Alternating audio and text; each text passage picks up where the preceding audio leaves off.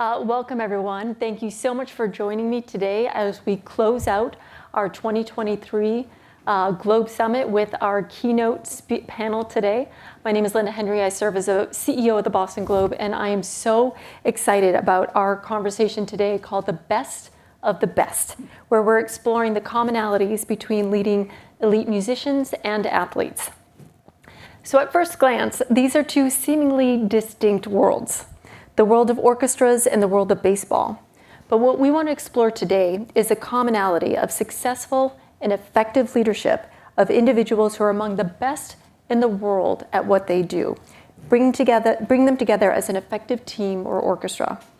And we are so lucky because the travel and coordinating schedules that happened to bring two of the best possible leaders on this. Keith Lockhart, the globally esteemed conductor of the Boston Pops for the past 28 years, and Alex Cora, the World Series winning manager of the Boston Red Sox. Welcome to you both. Thank you, Linda. Thank you. So this was, Keith, this was your idea, this idea that there was really an incredible connection between the leadership styles where you're bringing in people who are individually the best in the world at what they do and getting them to function together as a team. How would you describe your leadership style? Well, thank you, Linda. I remember actually our conversation about that, and I think it was prompted by a very interesting question you asked about that. And we started thinking about the fact that we both manage groups of people who are individually exceptional all the way through, who've always been the stars in what they do, all brought together, and how to get them to all play on the same team. I'd say it's a hard thing to distill, but for me, two things that come to mind about leadership style is that one of them, the parts of leading by example, has to do with confidence, not to be confused with arrogance, the confidence that's born of preparation, of spending hours looking at every possibility of how you can make this most effectively presented. That kind of confidence leads to the knowledge that allows people to trust you. I always tell conducting students that you never want to be the kind of leader who yells charge and jumps out of the trench and then has to look around to see if anybody follows them. You've got to be sure that they're all going with you because they believe that by and large, you know what to do to make this, what our joint effort together a success. The other one we were talking about before is about empowerment. We think of, especially when you look at conducting, which is such an old-fashioned kind of Victorian sort of leadership model. I mean, I sit on a box taller than everybody else does, and I take a bow for everybody else and all that. But at the end of the day, it's not top-down leadership that results in effective performances. What results in effective performances is making everybody on stage feel as comfortable as they can be and give you the best, the most musical, the best of their artistry, the best of their physical skills. And if you can find a way to each person to do that, which is really the responsibility there. The biggest compliment you can get as a conductor, bar any other because the compliments that come from the players are the ones that mean the most. If they come up to you, somebody who has no reason to glad hand you and say, it is so easy to play for you. That's when you know you've done your job, because what you've done is you've removed the roadblocks, whatever they are, whether they're personal, emotional, performance anxiety, or specific technical things that you've helped them come up with a solution for. Then you know you've done your job. How about you, Alex? The confident part of it is something that is very important in what we do, and I think John feels that way. We talked about it before. But there's other two things that I take very seriously in my job. You gotta be genuine, you gotta be transparent. With us, it's a moving roster, right, throughout the season, 162. We talk about the 26-man roster, the 40-man roster. For us to accomplish our goals, it takes more than 40 players. And they're in and out. There's certain guys that come here for one day, just to perform one day, they go back to the minor leagues. And in those situations, if I'm not transparent and genuine with them, I don't think they're going to perform to the level that we need them to perform for us to be good. It's easy to manage the superstar, right? At the same time, it's very difficult, right? Yeah. Rafael Devers, David Ortiz, Dustin Pedroia, different type of players, different type of people. And I think if they see you as you're just, I hate the word skip when they talk a skipper. AC, you're the skipper. No. I'm not the skipper. I'm AC, the manager of the Boston Red Sox. You got to see me as we're level. And when you gain that trust, when they can go into that office because you telling them the truth all the time, you know they open up. Not only as players, they're going to perform, but as people, and that's what you want. We spend more than 182 days together, from spring training all the way, hopefully, till the end of October. This year it didn't happen, but at the same time, that relationship is what pushes them to be great. And like you said, on a daily basis, they have to perform. This is about them. And if I make them feel comfortable, I do believe on a daily basis we're going to get the best out of the player. So I'm hearing commonalities already in terms of gaining the trust. You guys both have the sort of the competence and expertise in what you're doing. That you are a professional baseball player, you're a fantastic musician and have the experience of doing it for so long, so successfully. So, but with that, how do you get these individually fantastic people who grew up being the best baseball player in their league team, people who are the best musician by far in whatever room they were playing in? How do you get them to sort of maintain their confidence, as you talked about, and their ego, but also be part of a team? You first. Okay. For me, it's very important that my coaching staff feels that they have the power to coach and to help the players. I learned this from Tito Francona back in the day. He pulled me aside in 2008, and he's like, "You're going to manage in the big leagues." I'm like, "No, I'm still going to play. I want to play." He's like, No. You will manage. And I'm going to give you my best advice to you. You have to delegate. We had 12 coaches in our staff. AC cannot do everything. I have to trust my coaching staff, and I got to give them the power to coach these guys. And that's the way that's the way you take it to the next level. You have to delegate. You have to trust the people that you surround yourself with to be excellent at what they do and help those guys to be excellent players. For example, Rafi Devers, he needs to hit. You got to trust the hitting coach.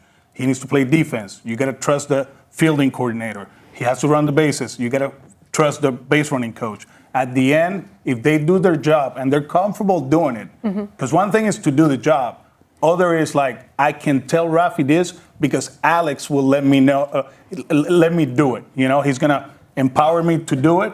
Then we have the best version of Rafi Devers. If I don't trust my coaches, and sometimes it's like, it's not trust. It's kind of like you don't agree with certain things and we don't sit down and talk about it, then we're not gonna have the best version of the player. So for me, it's empower the guys, the people around me to be who they are, and then we can get the best player on a nightly basis. So trusting the infrastructure, having 100%. the managers around you who are themselves empowered is an important part of getting them to because do as you know, I got different stuff to do. I got to talk to the front office. I got to talk to the media. I got to talk to the trainers.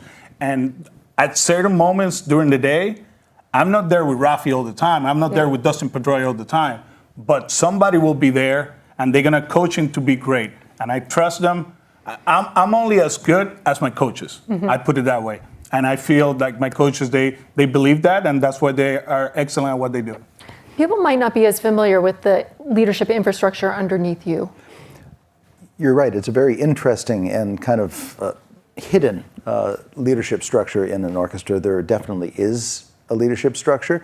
The person whom you always see standing up and shaking my hand when I walk out, the concertmaster, the first chair, first violinist, is the titular and traditional, way back to Mozart's day, leader of the orchestra. And as such, they both take responsibility for being the final arbiter of interpreting what I'm trying to get the orchestra to do. They are the person that, in a great orchestra, actually, you will see people from all across the stage working with the concertmaster, playing, even if they're 50 feet away, playing as if they were playing chamber music with the concertmaster. The concertmaster is also traditionally the only one who can usually knock on your door and you open it and he says you're full of. The one who can speak truth to power without any fear of overstepping authority, he or she. When I came to the Pops, I was snuck up the back stairs of the Four Seasons and hidden in a room until the press conference. This was in February of 1995. And John Williams was also staying at the hotel, and we met for the first time that night. We had dinner in his suite. And he's a wonderful and wise man, but he gave me one piece of advice that I really have never forgotten. And he said, you're 35. You've got a lot to prove. You're an experienced conductor, but nobody here knows who you are, basically. Be very careful about, don't run in and try to make the orchestra your own.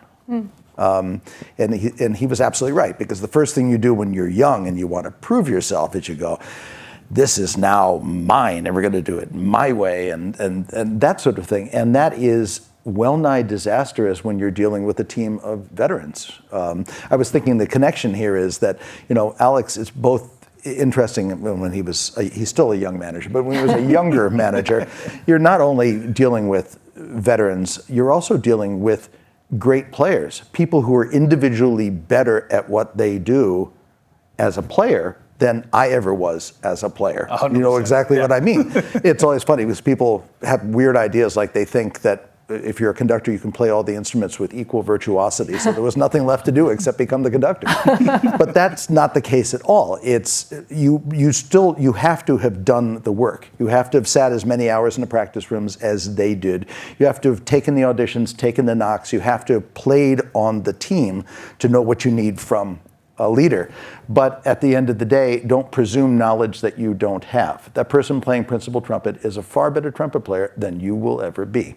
And Alex, I was working with people who had been in the orchestra since before I was born. When I came in 1995. That, by the way, is no longer the case. And Alex is working with people who are certified superstars and are being paid $15 million a year. And so you have to something. It's not about, well, listen to me. And they're kind of, well, why should I listen to you? How you prove out why you should listen to is because your advice works and is useful. So with that, and I was a 230 hitter.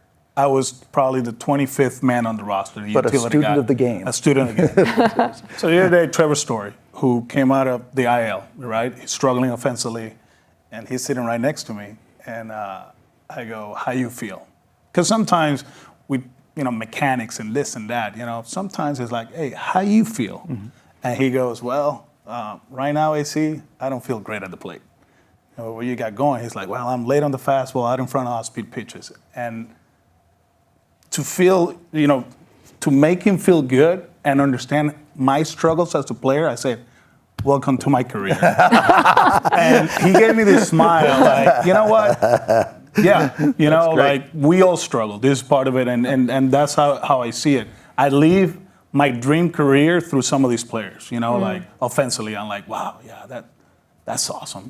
Good for you guys. I think that what you're talking about is a really interesting too of when you're starting as a leader, and you talked about how your advice was don't try to make it your own, sort of adapt and learn before you respect the tradition, respect what this institution means not only to the people on the stage but to all of you, to Greater Boston, and eventually over time your preferences, the way you want to play ball, will start to become the way things are done. But don't force it. I remember in your first team meeting in 2018 when we were down in Fort Myers, and you gave a really wonderful speech, Alex, about a family, and you insisted on this team photo, which I know you still have. What were you trying to do to sort of set your own balance of what Keith was talking about? Well, honestly, coming to the situation, I was the new guy, right? Like, this is the Boston Red Sox. This is a team that have won 3 straight AL East championships.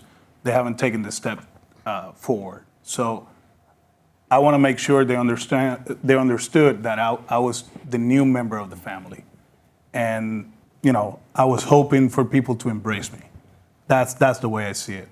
How we do it with families, we take pictures, right? Like we just took a picture here, right? We're family. So I just decided that this is the way I'm gonna connect with my new family, and I still, that picture is in Fort Myers, in one of the doors, and you look at that and it was so genuine because it took us to another level in a sense, like, you know what, for this to work, we gotta let this kid, at that point I was a kid, not anymore, I've been, getting punched hard the last few years, right? But this kid, we're gonna welcome him to the family, and hopefully it works out. And then after that, we decided to take a picture, like in my office, I had pictures of every W in that season, and believe it or not, I think we only missed one guy, that everybody who was part of it that year, there was a picture up there. It was 118 pictures, I think it was, right? 108 wins, yeah. And we missed one guy, and the guy, he reminded me that all the time. And he was actually good for us, Matt Barnes. Oh, really? He helped us. He's like, hey, see, you know what? I was never on the wall, but that was the whole concept. Like, you have to accept me, like they made a decision last year to move forward. They hire me, but if you don't accept me, it's not gonna work. So that was my way to saying, like, hey, I'm part of you. Help me to accomplish what I want. And at the same time, I'll try to help you to get to the World Series. How did you miss your closer? Actually, he was a setup guy. Yeah. He was actually a seventh inning guy. You guys were both made sort of this oblique reference to preference to punches and to what the community expected. Not only are you leaders, something that maybe not everybody can relate to, is that you're leaders on a very public stage, where your leadership is on display night after night after night. How is it that you handle that? Keith, you had referenced something about, and you both sort of do it, where you both sort of try to absorb and protect your players from some of the outside. But how else does that impact you? It's, we don't play with the same kind of one win-loss sort of record that a professional sports team does, which is merciful, by the way. We really appreciate that. People don't evaluate and say, well, the Pops lost that one. It's tough. 12 and a half innings, but it is, there are definitely, there are storms that come up. There are certainly times when we are not playing at the top of our game, or there are times when we've very important people in the orchestra die in the middle of seasons and things like that, and there are times when the orchestra is taking some sort of a public black eye. We've had some interesting administrative things going on over this last these last few months. Part of your job is to serve as the absorber of the stresses from the outside. I mean, we don't get the same thing. We don't have the music critic writing and saying, they really should bench so-and-so, or why don't they bring so-and-so up from Worcester? And I'm very glad of that too. But still, we have people who are under siege. We have people individually in the orchestra who, playing an orchestral instrument at a high level is an intensely physical thing. It's an intensely athletic thing. It's just small muscle movement instead. We have, however, people with career-threatening overuse syndrome issues and surgeries, and conductors get Tommy John surgery too, by the way. Yeah. Do they really get Tommy John? I have not. No, but it's funny because people say, "Oh, really?" I said, "Look at this. My arm is in motion probably 20, 25 hours a week when we're working a lot. And yes, I don't throw 96 like Chris Sale, but I throw thousands of pitches in one concert. Mm-hmm. Wow. And I'm 63, which means that even Nolan Ryan could not have. And every pitch with conviction. Every pitch with conviction. Yes, exactly. I mean, so eventually you wear out the same thing, just a little more slowly.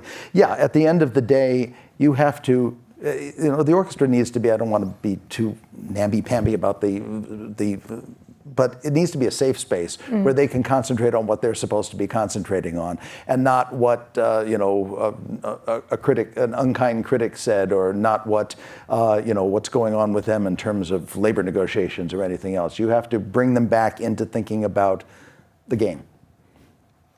From my end, and this is the toughest part of my job, that I have to talk to the media twice a day from spring training on, and there's a narrative out there. You have to make sure you control the narrative in a sense, right? Like, our goal is always to win the World Series, right? That's goal number one. And throughout the season, I gotta maintain that message, regardless of where we at in the standings until yesterday, in our case, right? Yesterday, our season ended yesterday, right? Because we got eliminated. But throughout the season, for me, it's very tough because I got the Red Sox, right? And that's who I have to represent on a daily basis. But there's other stuff in my life that comes into play. And Linda, there's days that at 3 o'clock, I got to talk to these people, the beat writers and all this, and my mind is back home with one of the twins that is sick, is playing ball, and I'm missing that. It's very hard. But at the end, when I signed that contract a few years ago, I knew this is part of it. The other thing that I have to do is protect my players. They do an outstanding job with the media.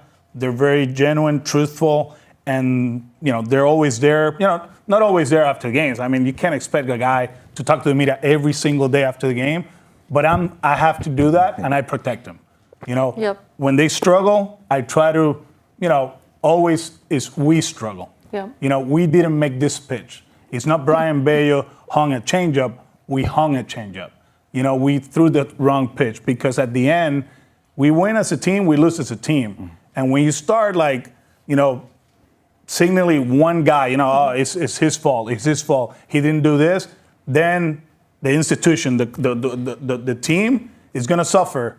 And at the end of the day, it's not about Alex managing the game, it's about the players. They decide the games, right? But if I don't protect them when I have to, then I'm going to lose respect. They're going to be in a bad spot. They're going to feel the pressure of, this guy is doing this guy is not doing that. And you're going to lose trust. Yes, 100%, 100%. I think that what you're talking about is very applicable no matter what you're leading in, whether you're leading a classroom, whether you're leading a business organization, about making sure that you're not like, marketing really dropped the ball on this one. And that is, how we as an organization really performed well this quarter, or this classroom achieved that, and that sort of building trust.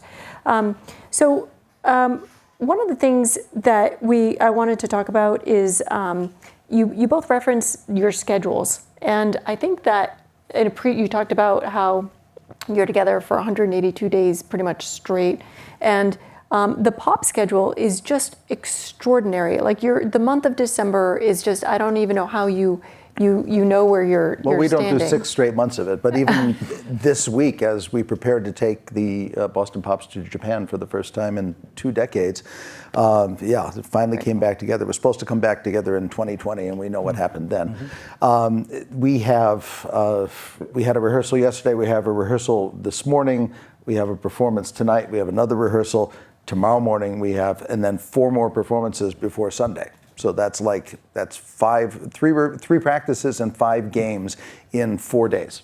It's a lot. It's an intense. And then we'll fly them halfway around the world, give them 1 day off, and say, now play at the highest level. Remember, you're representing one of the world's most famous orchestras in a very important market to us. So, and during holiday pops, which Alex, we first met actually when Alex did the premiere of the Spanish language version of "'Twas the Night Before Christmas," and it was such a good sport and so fun with it, and pretty good on stage, by the way, too. But we do in the hall this year 39 concerts between December 1st and Christmas Eve. Wow. It's extraordinary. So you both have really, it's all doubleheader, some tripleheader. So it's just about you're performing at the top level, both of you, in a really intense schedule as well. So just the amount of the amount of time that your orchestra and your team have to spend together and get along, and then your ability to get this top performance out of them multiple times a day sometimes. How do you sort of keep that going? How do you keep that energy going? Well, from our perspective, in our world, right, we do everything possible to put these guys in a position to be successful, right? And it's not only the coaches, it's medical staff, performance staff, our schedules are getting tougher. There's now you play every team, right? During the season, we went to a stretch. We went to San Francisco for a weekend. We came back to Boston for 5 days, and then we went to Oakland. Whoever's making the schedule, please fix it. But understanding that what we need to do for them to be at the top of their game on every single night, what it means, make adjustments in the schedule.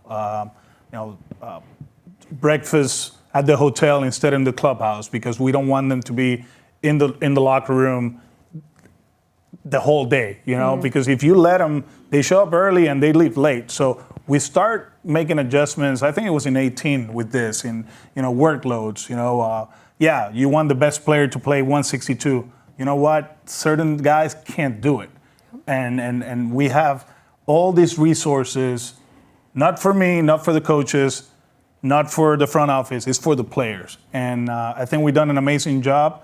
We still have work to do, but schedule-wise, respecting too the family aspect of it. There's a few things that we have done throughout the year this year that makes it great for them, because at the end of the day, the sacrifices of the family, they're huge. At the end, we see the guys from 7 to 10, but early in the morning, there's certain guys that are taking their kids to school, because they want to be part of it. They don't want to miss that. And then, wife's trip, family day. Yep. We make sure we know the birthdays of the kids, and we have the activities. We try to make it as human as possible so they can perform. But it's a tough schedule. We know it, but we don't talk about it, because then if you start complaining about it, the guys will feel it, and it's a bad vibe. So far it's been good, because I think the people around us, they understand what we need, and sometimes it works, with the W's. Yep. Sometimes it doesn't. But to put them in a spot to be successful, we do everything possible to accommodate them. I think another thing, amplifying something that Alex said earlier, is that it's about what you model too.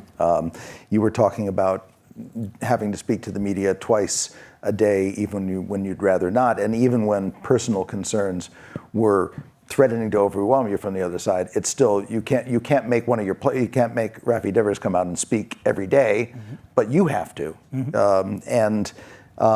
you can't. I can't allow myself to have a bad day. In the middle of 39 concerts in 3 weeks. I can't say, well, I'm really feeling kind of out of it today, so I'm going to phone it in. You can't do that. And then players come up and they go, I don't know how you remain so energized all the way through the season, and how you greet each of these audiences like it's the first one of these things you did. And I said, well, what I don't say is, well, no, I'm really not. I don't really feel that good at all. But you have to cause that to happen, because if you don't do that, the team slumps behind you, basically. And whether it's just the schedule or it's the personal stuff that impedes each of our lives. I know you were talking about your kids being ill, but I also remember how affected you were by the hurricane back home, Puerto Rico. And the most extreme example, not mentioning it for a medal, but I finished a dress rehearsal in the afternoon of a difficult thing, the kind of thing you can't just bring somebody else in and say, well, we're going to plug you in and you're going to sub. Found out my father died, and then 2 hours later had to do the performance. And it wasn't pity poor me. It was like, what's my job here? My job is to keep doing this and to not let it affect me. I'm not sure I succeeded that time, actually. I think the orchestra, and this is something they'll do for you too, is they pulled you through. They picked you up. They're like, I think he's having a rough time. Let's be extra attentive and do it kind of on our own. Oh, that's really, that is amazing. That's a really amazing. So what I'm hearing from you is that, one is that you add a human element and you're empathetic to what it is, and you're also going through with them. Both of you are in the trenches with your players as they're going through sort of this like really demanding schedule. What about, inevitably every organization goes through the tough parts, and I've learned a lot more from from some of the mistakes that I've made. How have you, as leaders, sort of grown from, or what lessons have you taken away from some of the mistakes or hard times that you've gone through? Not just the intense schedule times, but the sort of challenges that inevitably come up. Somebody asked me this yesterday in the clubhouse. We're not going through a great season, of course. Somebody asked, like, what do you need to do to be better next year? Somebody came up to my office and it's like, I was like, oh, great question. And I'm still thinking about it, right? Like I'm. What do you I'm need to do personally? Yeah, What does the personally, to be organization better, need to do? for the Red Sox to be better. Somebody came up to me yesterday and it's like, you know what? One of the things I learned the last 2 years, I learned in 19, I learned in 18, you know, like in this business, you got to keep growing, you got to keep learning because the game keeps moving and it's moving at a fast pace. So that's why, you know, when I was with the Astros in 17, when they've hired me in 18, I was always kind of like paying attention to what we need to do to be better, but paying attention to the league. And that's something that in good times and bad times, I do. You know, I go home, I used to go home as a player to watch Sports Center, but at that time when I played, it was Baseball Tonight, right? Now you got the MLB Network. I used to sit there just to see the highlights. Now when I sit there and I watch highlights and I see something that intrigues me, I go to the computer and I go to the game and kind of like break it down. Okay, what happened in this play that they did this? I go and break it down. For me, every day is a learning experience, regardless if you win or lose. I have learned a lot more, obviously, when we struggle, because that, you know, who's performing now? Who's showing up every day? Who's working every day? How can I help the guy that is not performing now that we're struggling? Because at the end of the day, Linda, you signed that contract to play 162 plus. That's our goal. You know what? This year is only 162. But we have to push forward for these guys to be consistent, to be excellent on a daily basis, regardless of where you are in the standings. If you're in first place, obviously you're pushing hard to win the World Series. Now that we're in last place, you know what we have to do? Because with the Boston Red Sox and we represent the city, is play hard the next 9 days. Who's gonna play hard? Who's not? Who's not playing hard? Come here. We gotta finish. What you got for me? And that's what I learned. You know, keep pushing people to be excellent. Keep pushing myself to be great, because if I don't learn, if I don't push myself to the next level, then what's going to happen? I'm not going to help my coaches to be better. I'm not going to help my players to be better. And then at the end, if I don't do that, you know what happens? We don't become better. I don't think I can say it better than that. But I would say that it's, I mean, I've been a professional conductor now for about 40 years. And started when I was 3. I've been the conductor of this orchestra for 28 years now of that time. And we sometimes confuse leadership with having attained some immovable pinnacle of excellence that you are now going to dispense to other people. Leaders have to be honest enough with themselves, even if they're projecting confidence, to understand what they don't know and continue to learn and mature. I know that I'm a far better conductor now than I was 28 years ago. It's the only thing that's physically, it's a little harder than it was 28 years ago. But in terms of situational wisdom, knowing what to say in certain circumstances, knowing how to criticize somebody to get them to approve, as opposed to get them their back up and get them resistant to you. Understanding, you know, how much to intervene and how much to let it happen. And sometimes you get much better results by not what we call over-conducting, which is like micromanaging. It's the same. And all of those things are things that I think if you're a good leader, you constantly get better at doing. And if you're not, then if you're not secure enough to realize that you have constantly stuff to learn, then your growth is inhibited. You'll stay in the same place. And people accept those mistakes in a 35-year-old conductor, and they're less likely to accept them in a 60-year-old conductor. I think what's really interesting about what you're both saying is that it's applicable to any leadership position that you're in, that you can't just, you don't just get there and sit still. It's you get there and now you have to work even harder and keep learning. So I work in the media industry, and it is constantly changing and evolving, and I have to stay on top of it or I become irrelevant very quickly. And so for you, it's like the game is changing, and the demands of your orchestra, I'm sure, as your players switch out and new ones come in, the expectations of leadership is also very different, I found, in the past 5 years than it was a few years ago. I have one last question for you both. I'm going to crown each of you the leader of the other. Alex, you're a conductor, you're a manager. What would you do? So we're taking away what you both have, which is the absolute expertise that you each possess of your own thing. We're putting you in as a highly effective leader in the other's seat. Tell me about what you would do. Oh, be very careful how you answer this one. You go ahead. You go ahead. Well, I think I'm going to slide around that by saying that, you know, Alex has been on stage with the Boston Pops, and I have been on stage on the mound in Fenway. Yes. I've probably thrown out, I don't know, 14, 16, 20 first pitches. Strikes? Always. The very first one. I only remember the strikes. The very first one I threw to, what's his name, the backup catcher who caught the knuckleballer, Doug Mirabelli. Yes, exactly.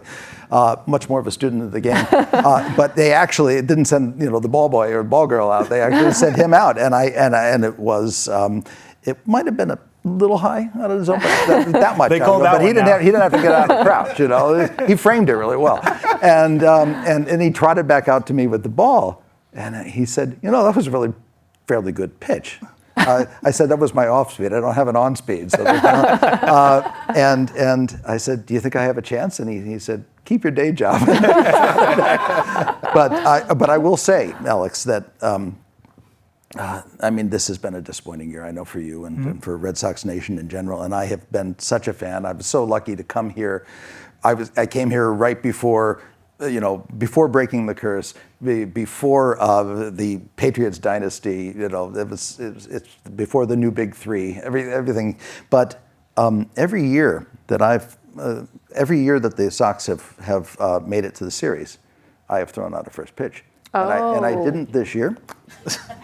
So What are we doing? and you know, baseball is a sport of superstition, and you know, and also I know the rotation is a bit of a concern, and I'm here to help. So your strategy as a leader would be to offer your own, offer to pinch hit or pinch throw. You know what? Something I learned very quick here in going from 18 to 19, and they have seasons, right? Honestly, I thought going into 19, we won 118. You know, next year we win 120. You know, like it's gonna be easy. And reality struck. You know, like it's not the same every single year. So in this case, you know, I'll make sure, you know, when the season is over, I turn the page. Prepare for the next one, you know, make sure we make adjustments. I mean, we keep pushing the guys or the orchestra to be great, you know, the next season and keep pushing. I think that's the only way you want to do it. We talk about it. You have to keep moving. You can't just stay still and expect, you know, greatness. And that's the way I'll do it. Yeah. You're going to be the best motivational coach we've ever had. Well, it looks like you both found potential alternates on the We'll be in touch. Yeah, especially throw the first pitch next day. It can't hurt. Well, I think that this was a really, really interesting conversation. I want to thank you both. And some of the things that I heard were that, one, you're both performing under pressure. You're getting people who are among the best in the world at what they do, and you're getting them to trust each other and work in order to harmonize, to be a team, to be an orchestra. And you really set the tone, not necessarily by micromanaging. You empower your deputies that are underneath you to lead. You sort of give them the strength and the sort of permission and space to lead on their own.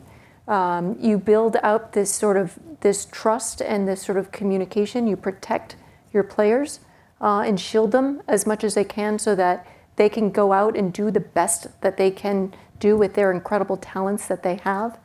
That you're both, you know, we're hands down absolute among the top experts in the world at what you do, and yet you're still students of it and looking at ways to sort of evolve and grow. And you're both dealing on a very public stage and finding a way to sort of tell the story of what your teams are doing, how your teams are performing in a way that keeps them as a team, highlights it, and sort of in order to maintain that trust. So I just really want to thank you. There are a lot of similarities. Not only, I work at a desk indoors under fluorescent lights, and there are still a lot of lessons and similarities from what you do that I can take with me. And I hope that you at home see these parallels and really interesting stories as well. So thank you both so much for coming and talking to us today. Thank you. Thank you. Thank you, man. Appreciate it. You're great. You are great.